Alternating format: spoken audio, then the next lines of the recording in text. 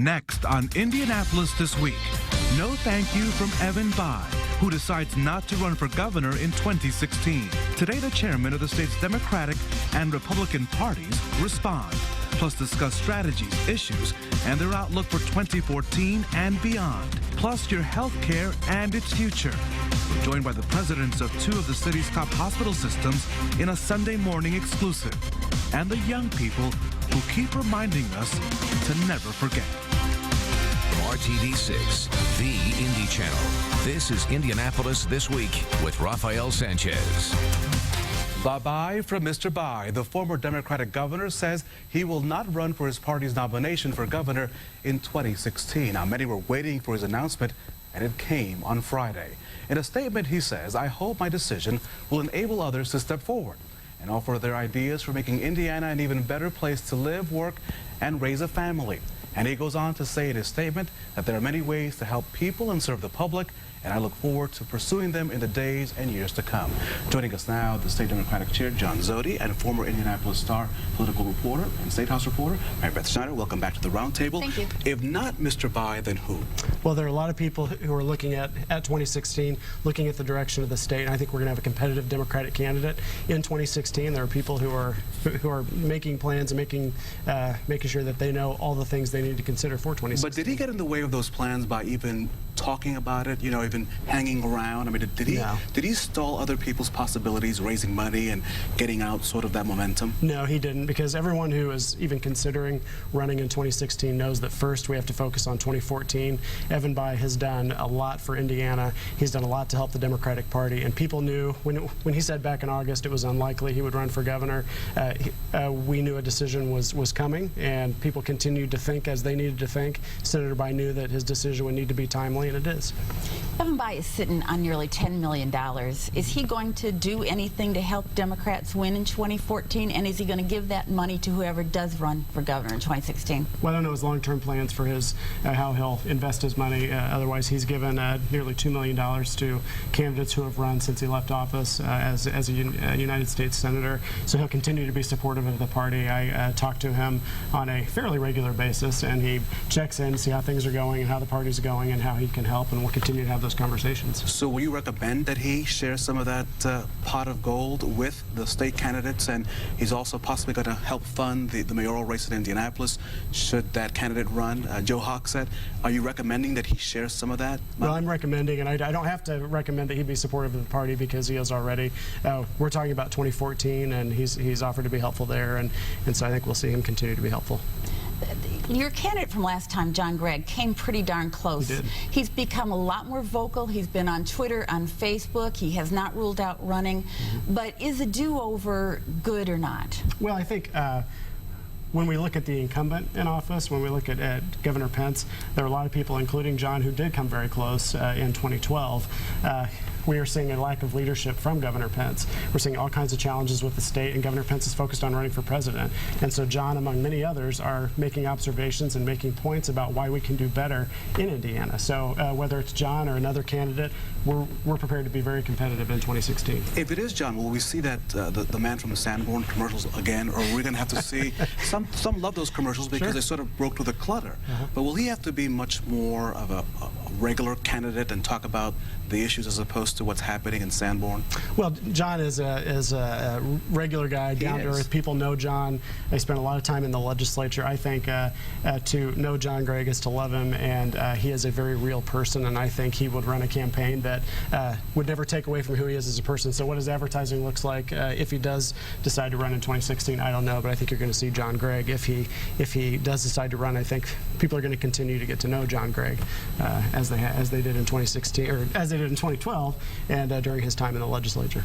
Do you want Mike Pence to run for president? Does that help Democrats in 2014, 2016, if you can put out the message that his interest is in D.C. and not in Indiana? Well, we already are putting out that message. Yesterday he was talking to the radio broadcasters when down the street we're seeing all kinds of corruptive behavior from state officials with Tony Bennett, the B&V scandal, Department of Child Services. So that's the commercial. You've already started that commercial, yes? Well, is that fair to say that that will be the...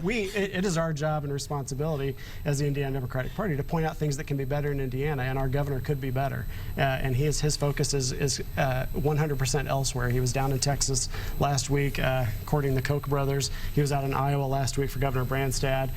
Yesterday, he was down the street from the State House instead of in the State House, focusing on the challenges for the state. 2014, will you pick up any seats? Will you be able to pick up Secretary of State, Treasurer, Auditor? Will you have any success in any of those statewide races? We have opportunities all over the state because our candidates are out talking about what we can do better, what we're for. The Indiana Democratic Party, our candidates know where we are and who we are, and with our statewide races, for the first time in a long time, our statewide candidates are running against three incumbents, if you will, who have never run statewide. None of the Republicans who were elected in 2010 are still in office. So there are compelling arguments to be made that show that our Democratic candidates are professionals. They've got the background to know what they're doing, and they're running very strong campaigns. When it comes to the legislature, we have opportunities to pick up seats. We'll see what the Republicans have to say, because the state chair, Tim Berry, will be up next. Thank you for joining us. Thank you, Rafael. Mary Beth, you stick around for that question. Thank you. After the break, we'll hear from the state Republican chair, Tim Berry. What does he have to say about all of this? That and much more when Indianapolis This Week continues. Welcome back to Indianapolis This Week. State Republican Chair Tim Berry now joins the discussion. Welcome to the roundtable. Evan Bayh, not running for governor in 2016. Good news, bad news for you? Well, I think the question is, you know, a few months ago, Joe Hogsett said he wasn't running for mayor. So is this really true or not? And then the other thing is, if I were John Zodi, I'd be a little upset because he's having this dialogue and this discussion right in the middle of a 2014 election. We as Republicans are focused on this election. We're 51 days away from November 4th, and we're focused every day on what's going to happen between now and then to get our vote out so that we can be victorious. Is there any way that having the discussion about Mr. Bayh helped the other four that voters may not have known by name, that at least brings up the Democratic name and makes it at least front and center?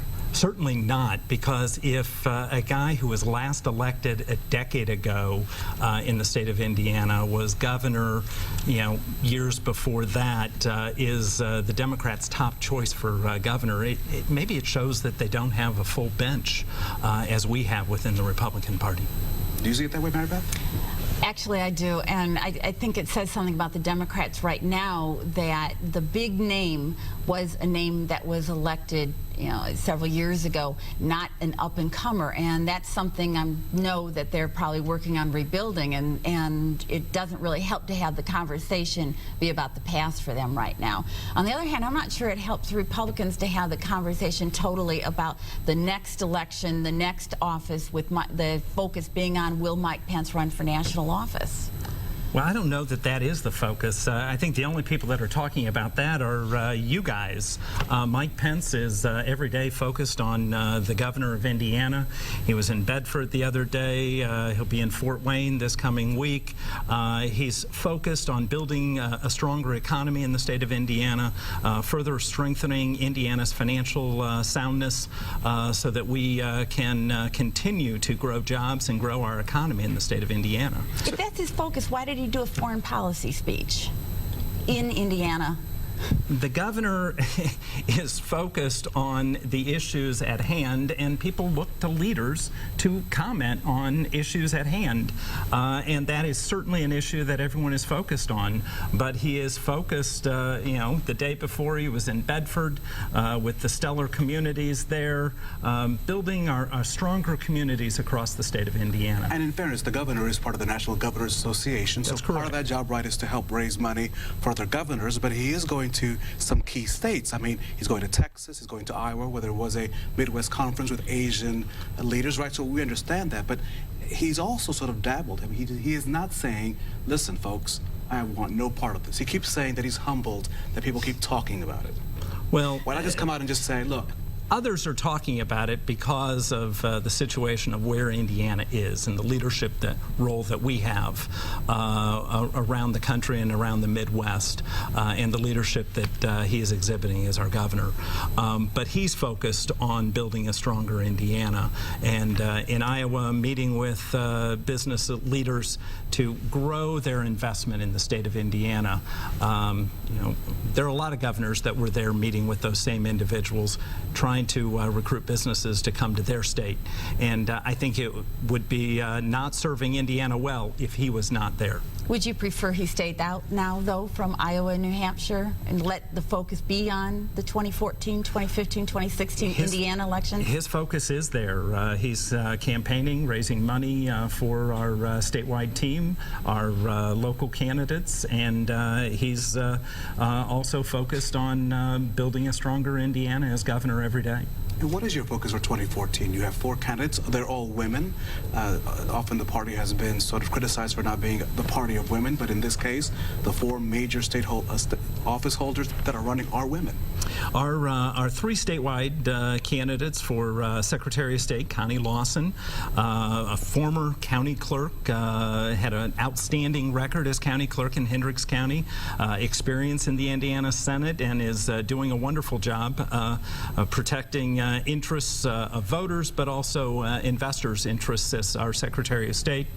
Suzanne Crouch, our state auditor, former county auditor from Vanderburgh County, legislator involved in Ways and Means Committee as vice chair of the Ways and Means Committee, and boasts the nation's #1 transparency portal for financial information in America. And Kelly Mitchell, a former county clerk from Cass County, has experience working in the state treasurer's office, working with units of local government to give them tools to increase their investment yield. 3 outstanding candidates that are leading the way for Indiana. I accidentally mentioned 4, but you have 3. Are you looking for a sweep of all 3? We certainly are looking for a sweep of all 3 of those. They're 3 outstanding candidates, outstanding elected officials. You know, the opponents on the other side, 2 of them couldn't even vote in Indiana in the 2012 election. We're running for Hoosiers. Chairman Mary, thank you so much. I'm going to go back and learn how to count. Thank you so much. Mary Beth Schneider, thank you so much for joining us on the roundtable again. We'll see you folks here soon. Next on Indianapolis this week, the leaders of the state's 2 top hospital systems in Indianapolis in a Sunday morning exclusive. Welcome back to Indianapolis this week. The proposal to reform health care in Indiana and expand it to thousands of people is now open for public input. The governor's plan is called HIP 2.0, or the Healthy Indiana Plan 2.0. But before we get to that big issue, there's a health scare across the nation that has reached central Indiana. Children becoming sick with the enterovirus 68, which causes severe respiratory issues. More than 1,000 children in the United States have become sick with that virus, and now we're seeing our first cases right here in central Indiana at Riley Hospital for Children. Now, starting tomorrow on Monday, visitor restrictions will be in place at the hospital to protect their patients and to try to prevent the spread of that virus. No visitors younger than 18 or visitors who are sick will be able to visit the neonatal intensive care unit, and those restrictions will also be in place at multiple IU Health facilities. Joining us now are Dan Evans, the president of IU Health, and Ryan Mills, the president of Community Health as well. Gentlemen, that's the big issue of the morning, of course, on this Sunday morning. What are your hospitals doing respectfully to make sure that people are safe during this potential health scare? Well, as you mentioned, Rafael, tomorrow at IU Health, Monday, there'll be restrictions on visitation in Riley Hospital. This is routine. Whenever the threat level's a little higher, we take precautions like this in order to protect our patients. And community? We're monitoring the situation. We have not limited restrictions at this point. Obviously, we are concerned about the safety of our patients, visitors as well. We do not presently have any cases within our system, and we advise family members that are concerned to consult their pediatrician or family physician if they have concerns right now. The big issue this morning as well is the Healthy Indiana Plan 2.0. Public comment now underway. You and the other hospitals in the area support it. Why is this such a key plan, the HIP 2.0 program? I think what people need to understand is that this is for the working Hoosiers. These are the working Hoosiers who don't have enough to afford health care. You know, people obtain health care through the public exchanges, through subsidies from the federal government, and this is the donut hole that was left out. So we have a lot of people who are working Hoosiers who don't have health insurance, and until you talk to people who don't have health insurance, you don't understand the ramifications of that. And so this is a way to provide a plan. We've worked in partnership with the governor's office, with the state, with one another to put forth a plan that we think will help all Hoosiers. And is this the best plan available, or is this the best plan that we can get right now? This is the best plan for Hoosiers. We're indebted, Brian and I and the other hospital CEOs, to the governor for his flexibility in this regard. Right now, Indiana is the only state in our region that's not expanded Medicaid. So therefore, Indiana has the highest percentage in this region of uninsured. So I echo what Brian said. It's mandatory that we expand HIP. The hospitals will be working with the state. Can you give us an idea how that partnership will work in an effort to make this work? Because this cannot just work on its own. Well, the funding mechanism is a shared mechanism where the hospitals are participating and the state is participating. The actual plan itself was a collaboration between the FSSA, the state budget agency, the hospitals, the health association leadership, and the governor himself is the ultimate leader of the effort. So it's a team project for all of us. What boggled my mind, I saw a figure that if nothing were done, you are currently losing $3 billion collectively on health care. That just boggled my mind. Oh, Rafael, I don't know the total number. I only know our numbers. I know in the most recent fiscal year, our total write-offs for charity were in excess of $250 million. Can you sustain that? And because I think that's the big, people need to understand that. They think, oh, the hospital's big, they can just write that off. But it does have an impact on jobs, on services. Well, A, we can't sustain it, and B, it's not providing the best care to our patients. I mean, if the primary source of care is through an emergency room, that's not the type of care that people need to maintain their health, to understand what their chronic illnesses are, and to receive care for that. And we can do that through an insurance product. And we have seen the numbers in our state. We do have a population that is somewhat unhealthy, diabetes, obesity. Do you think this plan will help address some of those numbers that in many regards drive up the cost of health care because folks may choose not to or don't have access to health care? Well, I'll give you a statistic. Well over half the patients at Riley Hospital are Medicaid or poorer. So to answer your question specifically, the only way to improve the health status of the state is to deal with people who are poor and have no insurance. And this plan will do that, and that should move Indiana's numbers because we're definitely at the bottom of the heap in our health status. Because this also is an economic issue, right? President Mills, I mean, this is an issue that not only do you want healthier people, but if they're healthier, they will go to work, they'll have jobs, they won't be home. I mean, this is an economic... Absolutely. And will it work? I mean, we at least have a plan. We at least have a plan to identify somebody's illnesses and to get them assigned to a care team that's going to work with them on a plan for wellness and accountability and action and follow through and make sure that people are getting prescriptions. And with that, healthier people are going to be more likely to not only have a job but retain that job. So I do believe it's an economic issue in addition to this is an interest for every one of our citizens. And last question, we are in the public input period. What do you want the public to do now to engage the system? I mean, what do people need to do to sort of say, I like it, I don't like it? What should they be doing right now? The public comment period is closed. So the waiver application to CMS, to the federal government, has been submitted. We'll hear back from the federal government on September 21st. And you're hoping, I would imagine, that they will say, it's a green. Let's move ahead. The other choice is not a good other choice, right? The other choice is for the federal government to say no, and I don't think they will. We're optimistic. Good. Well, we hope that all will go well. We hope that you'll come back and join us here in the program. President Evans, President Mills, thank you so much for joining us this morning in Indianapolis this week. Coming up next, remembering the day that changed our country forever. We'll show you how 9/11 is being taught in the classroom and how a new generation is paying its respects. That story after the break.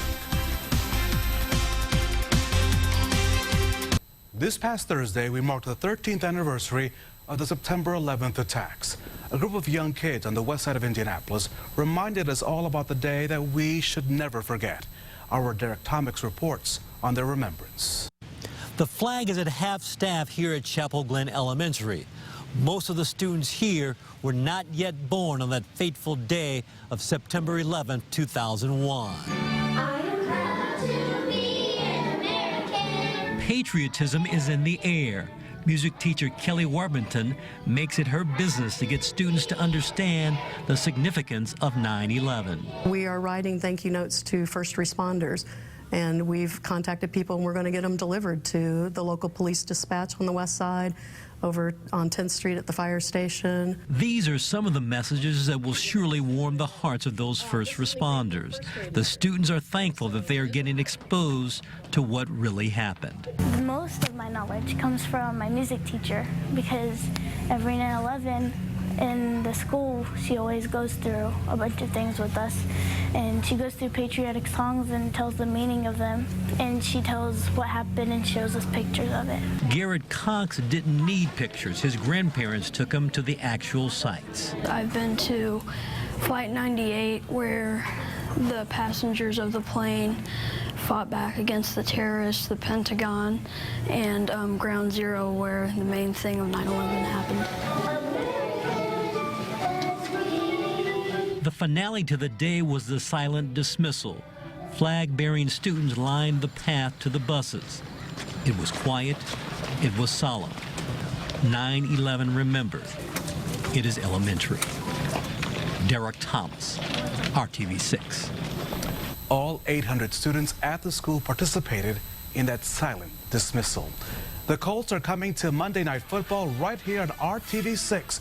And we'll have complete coverage leading up to the game starting at 4 p.m. tomorrow. Kickoff for the Colts versus Eagles is set for 8:30, and we'll have an expanded one-hour newscast after the game right here on RTV6. We're excited and we're ready for that big game. I'm Rafael Sanchez. Have a great week, and remember, go Colts.